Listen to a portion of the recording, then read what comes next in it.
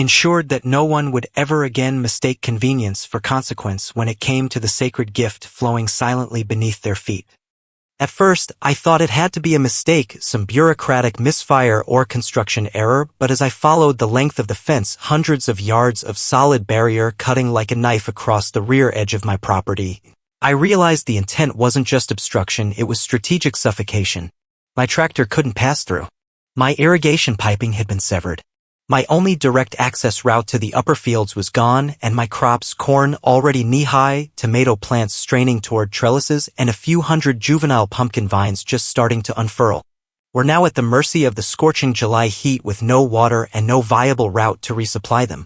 I called the HOA office in a fury, waited on hold for 27 minutes before a smug-sounding receptionist told me to leave a message, then showed up in person the next day, face-to-face with Linda and her board, seated in a sterile conference room like they were Fortune 500 executives and not retired PTA moms drunk on power. She didn't even flinch when I demanded answers. She just sipped her cucumber water and said my farm was a visual blight that disturbed the architectural symmetry of Glenmore Hills and that the residents had submitted multiple complaints about dust clouds, unsightly tractors, and unattractive crop clutter. I tried to explain that the access road had been in use by my family since the 1960s, long before Glenmore Hills existed, but she waved a printout of a zoning map at me and declared, with mock sympathy, that the land the road passed through was legally acquired by the HOA 2 years prior when the county sold off public right-of-way parcels quietly in a backdoor auction I hadn't even known about, and that, as legal owners, they had every right to erect a security fence to protect community standards. I could, she said with a plastic smile, file a grievance and wait for the quarterly dispute review committee which wouldn't convene for another 90 days. By then, my crops would be dead. I went home shaking with rage, kicked over a wheelbarrow, and spent the next week poring over zoning documents, property records, and dusty old plat maps at the county registrar's office. I learned the HOA had been systematically swallowing slivers of land surrounding their development using a legal loophole involving maintenance easements and unclaimed strips of roadside. Most people didn't care, they didn't even notice, but I cared because one of those strips included the 300-foot gravel track that was my only functional access route. The worst part? They'd locked the new gate with a smart lock system and encrypted Bluetooth mechanism linked to HOA member mobile phones, completely inaccessible to outsiders, and now the entire fence was out of reach. Patrolled once a day by a smug little man in a golf cart who wore mirrored sunglasses and pretended not to hear me when I shouted questions across the barrier. My crops were wilting. My blood pressure was rising. And then, one late afternoon while studying Glenmore's development plans, I saw it. A curious little anomaly tucked into the northeast corner of the HOA's domain, a parcel of land labeled Lot 149, private, no owner on record. I drove out there at sunset, parked near the edge of a cul-de-sac named Sycamore Crest, and found it, a forgotten, overgrown triangle of land choked with knee-high weeds, broken fencing, and rusting lawn furniture. But more importantly, I saw the gate. Not the one they had locked me out of, no, this was the utility gate, the HOA's own maintenance access point, buried behind shrubs and sitting on that very same Lot 149. It was the only path their own workers used to reach the backside of the fence they'd just built. And it was sitting on land they didn't control. A week later, I was at the county auction again, only this time I wasn't browsing, I was bidding. Turns out the previous owner of Lot 149 had passed away and the land had quietly entered probate with no heirs claiming it. I worked through a real estate lawyer, filed the right paperwork, and submitted a sealed cash offer. The HOA never saw it coming. And when I received the deed in the mail and held it in my hands, I knew I wasn't just holding property, I was holding the key to a revenge they'd never see coming. I didn't tell a soul. I kept farming what I could, hauling water manually with tanks, pretending to be defeated while they strutted around, gloating in their own petty triumph. But in my mind, the war had just begun. The gate on Lot 149 would stay shut, this time with my lock, and the fence that once suffocated my crops would soon become their cage. The first morning after the deed was officially mine, I stood at the edge of Lot 149 just before dawn, the crickets still chirping and the early light slicing through the trees, casting golden blades of sunlight over the crumbling utility gate. Now mine by right, by law, and by cold, hard cash, and I smiled slow and wide as I slipped a brand new industrial-grade padlock through the rusted latch and twisted the key with a satisfying click that echoed like thunder through the stillness. The entire Glenmore Hills HOA had no idea yet. They thought they'd closed off my livelihood and forced me into submission, but all they'd really done was hand me the strategic high ground. And as I walked the perimeter of Lot 149, I saw just how deeply the HOA had relied on this forgotten patch of land. There were 3 utility boxes crammed into the corner, water regulators for their shared greenbelt sprinklers, a fiber optic relay hub for their exclusive neighborhood Wi-Fi system, and a cable junction box patched directly to their community security cameras. I couldn't believe their stupidity. How could a homeowners association with millions in annual dues, committees for shrub height and mailbox paint, and lawyers on retainer overlook the fact that their critical infrastructure sat on land they didn't own? It was negligence disguised as arrogance, and now I had them by the throat. I waited 2 days, letting the anticipation boil just beneath my skin until the moment came on a Thursday around 2:45 p.m. when a white van from Diamond Valley Utilities pulled into the cul-de-sac.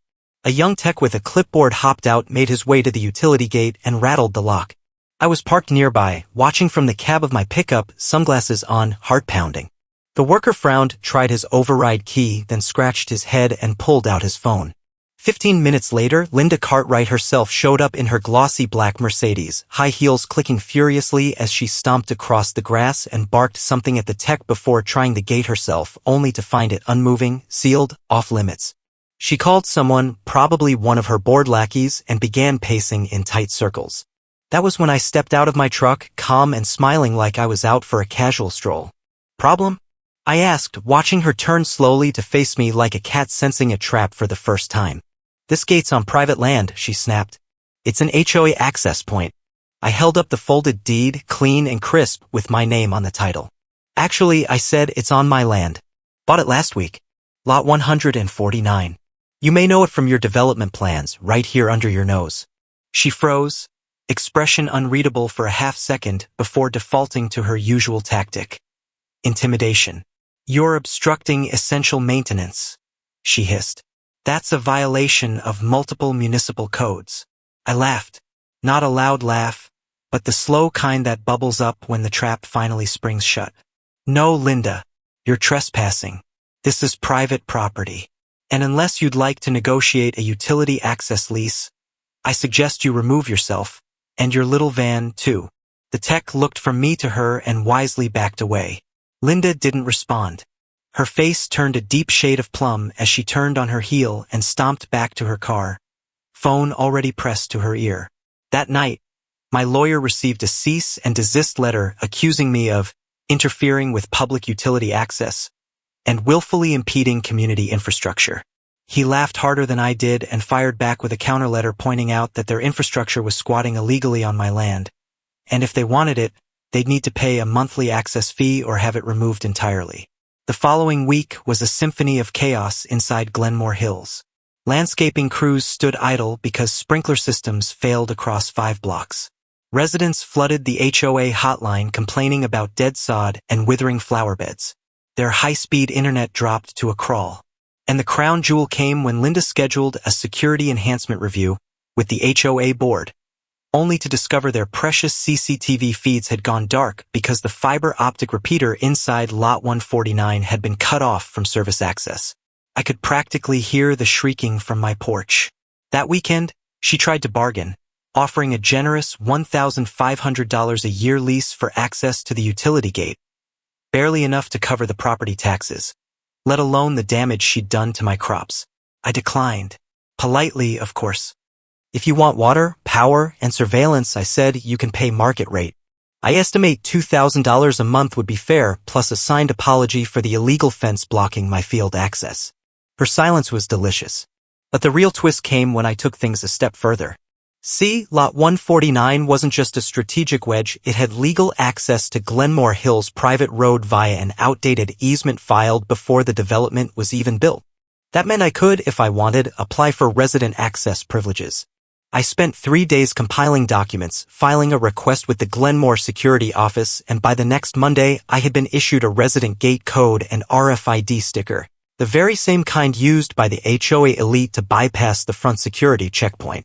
The looks on their faces when I drove my mud-streaked F-250 through their automated wrought iron gates, windows down, country music blaring, were priceless. The guards didn't know whether to salute me or tackle me. I didn't care. I drove straight to lot 149, parked inside the cul-de-sac, and spent the afternoon planting a bright blue portable toilet with a hand-lettered sign reading, "Private property, visitors welcome." HOA banned. Linda filed an emergency injunction the next morning, claiming I was disturbing community order and inviting transients. The judge dismissed it within hours, citing the clean title, lawful access rights, and a delicious phrase from my lawyer's brief: "The HOA created the cage, but my client owns the key." The court refused to force me to grant them access through my land, and in doing so, cemented my position as the king of their bottleneck. By then, the cracks were showing in Glenmore's sparkling facade.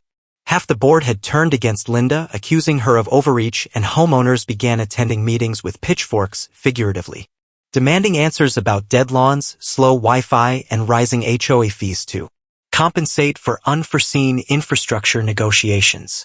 And all the while, I remained quiet, patient, focused. I began slowly restoring my crops, using alternative pump lines rerouted through my southern field, hiring local high schoolers to help with manual irrigation. My yield was weaker, but salvageable. I wasn't in this for the harvest anymore. I was in it for justice. Every time Linda called, I let it go to voicemail. Every time the HOA sent a representative, I met them with a smile, a glass of lemonade, and a copy of the property deed stapled to a list of new lease terms. I knew they'd crack eventually. They had no choice. They had fenced off my farm without mercy, and now they were the ones boxed in, by their arrogance, by their paperwork, by a single rusty gate they no longer controlled. And I hadn't even used my ace yet. The zoning appeal I'd filed with the county to reclassify Lot 149 as an agricultural demonstration site, granting me the legal right to construct a small utility shed, open it to the public as an educational center, and, best of all, run limited weekend tours and farmers markets within Glenmore's boundaries. The paperwork was still pending, but if it passed, and I was told it likely would, it would mean HOA residents would see daily foot traffic from locals, students, and curious out-of-towners. All because Linda Cartwright tried to box me out with a fence she never had the right to build. I couldn't wait to see her face when that approval came through. But for now, I waited, played nice, and watered my half-wilted tomatoes with buckets while the HOA burned behind its own iron bars. The gate I bought with the only key had become the fulcrum of an entire community's undoing. And I wasn't done yet. With the gate padlocked and the HOA reeling from their own infrastructural chokehold, I knew the time had come to escalate. Not with lawsuits or shouting matches, but with charm, community, and a dose of poetic justice dressed as produce. As spring gave way to a balmy summer, I received word that my zoning request for Lot 149 had been approved by the County Council after 2 quick hearings and a glowing recommendation from a Rural Agriculture Initiative officer who had, ironically, once been fined by an HOA for keeping backyard chickens. With the new classification officially logged, agricultural education and demonstration site, I now had full legal backing to erect a shed, build a canopy space, run weekend community workshops, and, most importantly, host a seasonal farmers market, open to the public. The irony was searing. Linda Cartwright and her precious HOA had not only fenced off my farmland, but in doing so, pushed me into a position where I now had state-licensed rights to bring unapproved traffic, noise, and exposure into the heart of their cloistered suburban bubble, and I planned to use every inch of it. Construction began immediately. The shed went up in 2 days, a prefab unit with fresh siding, solar panels on the roof, and a charming little sign that read, Lot 149 Farm Co-op, growing together. I added picnic tables, wooden crates, a compost display, and lined the walkways with string lights, giving it a small-town charm that contrasted beautifully with the sterile beige vinyl fencing and cookie-cutter mansions around me. I sent out press releases, created a Facebook page, and paid for sponsored posts targeting local gardening clubs, homeschool groups, and anyone with an interest in organic produce. The first Saturday morning market opened under a clear blue sky with a line of cars snaking past the gates of Glenmore Hills. Since the easement allowed legal public access via the HOA's road, there was nothing Linda could do to stop the influx of minivans, dog walkers, stroller moms, and curious couples who came to see what all the fuss was about. I sold tomatoes, cucumbers, squash, and artisanal honey while local kids offered painted rocks and lemonade from a folding table. By 10 a.m., there were over 70 people wandering Lot 149, snapping pictures, asking questions, and most deliciously peering through the fence into the HOA with visible confusion, wondering why the beautiful neighborhood behind me was shut off like a prison yard. I caught sight of Linda through her upstairs window, white wine glass in hand, watching like a hawk while her phone buzzed endlessly. That afternoon, the HOA sent a cease and desist letter claiming I was violating Glenmore Hill's private road restrictions. I responded by forwarding the easement documentation, signed, stamped, notarized, along with a copy of the zoning license that explicitly authorized public events up to 200 visitors. I also attached drone footage of the overflowing street, all legal, all orderly, all within my rights. Then, to twist the knife further, I sent a letter to every Glenmore Hills resident explaining the purpose of Lot 149's transformation, the mission behind it, and my favorite detail, a coupon for 15% off any purchase at the farm stand valid every Saturday. Residents began trickling in. First out of curiosity, then out of defiance. One elderly couple from the northern edge of the neighborhood brought their grandkids and left with fresh berries and handmade soaps. A middle-aged father from the HOA board quietly asked if we'd be offering classes on composting. Linda's power was unraveling fast, and she knew it. By the third market weekend, Linda had called an emergency HOA meeting to address unauthorized encroachment and reputational damage. But the mood had shifted. Several board members didn't show up. Those who did sat stiffly, uncomfortable with the rising tide of support for what I was doing. One of them, Grace Hammond, a retired teacher with a history of quietly challenging Linda's authority, stood up mid-meeting and said maybe if we hadn't fenced him out we wouldn't be locked in. That comment made it to the Glenmore Facebook group and suddenly everyone had an opinion. A local journalist caught wind of the conflict and published a small feature titled Farm Rebellion, How One Man Outsmarted a Suburban Power Trip. The photo they used showed me standing next to a crate of heirloom tomatoes with my arms crossed, gate in the background, the lot glinting in the sun like a badge of victory. By the fourth weekend, the farmers' market had grown into a community event. We added live music, a coffee cart, and a small petting zoo courtesy of a neighboring alpaca farm. People from outside Glenmore Hills came in droves and the once quiet HOA streets buzzed with weekend energy. Residents who had never spoken to each other were bonding over peach jam and composting bins. I had created the very thing the HOA claimed to be a community, without the tyranny, without the fines, and without the hypocrisy. That week, Glenmore's landscapers quit after 2 weeks of dry soil and broken irrigation. The HOA couldn't afford my lease rates and had tried jury-rigging water through distant pipes, but it failed miserably. I offered to sponsor the water access if they made a public apology and removed the illegal fence from my original field. Linda refused, of course, pride stitched into every inch of her soul, but the rest of the board was crumbling. At the next meeting, 2 members motioned to censure Linda for acting unilaterally and endangering infrastructure access. The motion failed by 1 vote, hers, but it was the beginning of the end. That night, a group of Glenmore residents stopped by Lot 149 and asked if they could set up a small garden plot inside the demonstration site. I agreed, and by the following weekend, 4 raised beds had appeared, each with signs naming them Hammond's Herbs, Liam's Lettuce, Sunflower Spot. I wasn't just beating the HOA. I was transforming the land they had tried to suffocate into the heart of a new neighborhood identity. Even the kids began calling it the secret garden, sneaking in after school to help with watering or feed the goats.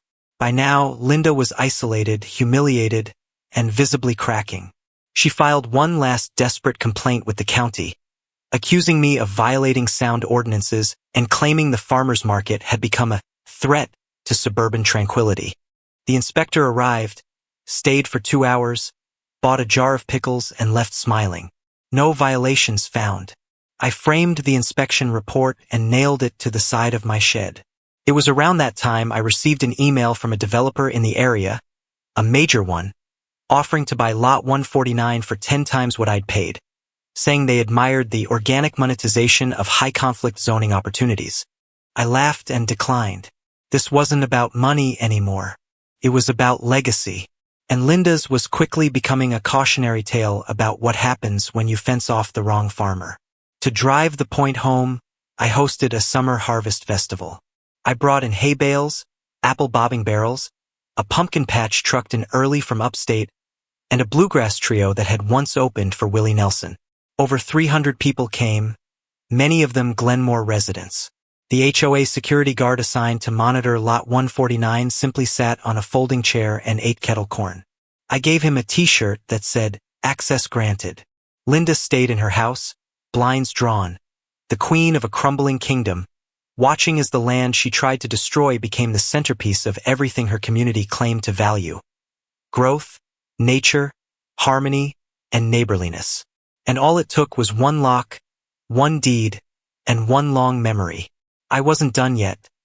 Not by a long shot. But standing in the golden light of late summer, surrounded by kids laughing, neighbors sharing recipes, and the faint twang of banjos in the distance, I knew I'd already won something Linda could never take back: community through resistance and triumph grown from the soil they tried to bury me under. Autumn arrived like a quiet victory march, the leaves of Glenmore Hills turning gold and rust as if nature itself was applauding the slow, inevitable unraveling of the HOA's once firm grip on the neighborhood. From my perch at Lot 149, the once contested strip of land now bloomed in warm reds and oranges, sunflowers towering like sentinels and pumpkins ripening on the vine, each one a swollen trophy of defiance. The weekly market had grown from a novelty into a community staple, drawing families from miles away, some coming not even to shop but just to sit beneath the string lights, sip cider, and feel part of something genuine. Lot 149 had become a sanctuary of simplicity, a living contradiction to the HOA's obsessive need for control, conformity, and silence. And yet, while I stood every weekend smiling and shaking hands, I had been planning one last move, the final twist of the knife that would ensure Linda Cartwright's HOA would never recover. The land I bought was just the beginning. Months ago, right after they padlocked that hideous aluminum fence around my crops, I quietly hired a real estate attorney to dig deeper into the deeds and zoning files for the entire Glenmore Hills development. What he discovered was a forgotten clause buried in the original plat documents. The HOA's authority was conditional, contingent on a shared access covenant tied directly to the parcel I now owned. In simpler terms, the HOA's legitimacy depended on shared public access to utilities, green space, and walkways that were no longer accessible because of the fence they themselves had built. My property now owned the gate, and because the HOA had locked me out of my land and violated the original easement terms, they had unintentionally breached the founding documents of their own association. It was a nuclear technicality, and I had been saving it for just the right moment. That moment came in mid-October when Linda attempted to levy a special assessment on all Glenmore residents to cover spiraling legal fees and failing irrigation infrastructure. She framed it as a necessary neighborhood sustainability initiative, but the residents, weary and increasingly loyal to Lot 149's open-arm spirit, erupted in protest. Half the board resigned. Petitions circulated. Rumors of a recall vote swirled through the neighborhood Facebook group like wildfire. That's when I made my move. I held a town hall, unofficial of course, under the wooden canopy at Lot 149, inviting Glenmore residents to bring questions, grievances, and ideas. I provided cider and folding chairs, and the place was packed. Parents, retirees, teenagers, even the gruff security guard who once escorted me off my own land. I presented everything: the easement breach, the zoning violations, the founding clause, and how Linda's own fence had nullified the HOA's legal standing. Audible gasps filled the night air. I didn't yell. I didn't gloat. I simply told the truth, document by document, while chickens clucked softly in the background. When I finished, there was a long silence, then a standing ovation. A week later, the Glenmore community voted to dissolve the HOA in a landslide. Linda tried to challenge it in court, but by then, with her legal funds dried up and the board splintered, she stood alone, a fallen dictator with no army. The fence came down 2 weeks later, quietly, at dawn. A small team of volunteers arrived with power tools and carefully dismantled the aluminum barrier panel by panel, loading each section into the back of a pickup truck that would later donate the metal to a local art school. By noon, the land was whole again. My crops, though faded with the season, seemed to bask in the sun with relief. Linda's house, once the proudest in the neighborhood, sat hollow and unsold, her for sale sign weather-beaten and ignored. No one wanted to buy a house with such notorious history. But I wasn't done. I took the final step of converting Lot 149 into a non-profit agricultural trust, permanently zoning it as protected land for community farming, education, and events. I appointed a small board of Glenmore residents, people who once feared Linda but now stood proudly as stewards of their own neighborhood culture. We renamed the site Freedom Acres. It wasn't about me anymore. It was about what we'd built together. The farm flourished into winter, root vegetables thriving, greenhouse beds keeping herbs alive. Kids came on school trips, seniors gathered on weekday mornings for coffee and gardening lessons. The story caught the attention of a regional news outlet which ran a segment titled "The Gate That Turned a Neighborhood Inside Out." My favorite moment was when a reporter asked me, "What would you say to people who think you went too far?" I smiled, reached down, pulled a bright red radish from the soil, and replied, "I didn't go far at all. I just walked through the gate they left unguarded." That line made it into a local magazine, and for weeks people brought me radishes as a joke. I kept everyone. Eventually, Linda left town. Word was she moved to a gated retirement community in Florida. No HOAs. No board meetings. Just silence. In her place, the people of Glenmore Hills found their voices again. Street by street, they repainted mailboxes, planted wildflowers, hosted block parties. Rules turned to recommendations. Neighbors became friends. And the only gate that mattered now stood open every Saturday, welcoming all. My land was never about profit. It was about principle. About showing that control can't smother community forever, and that sometimes the best revenge is growing something too big, too joyful, and too real to be fenced in. The crops came back strong the next spring. The land remembered. And so did we.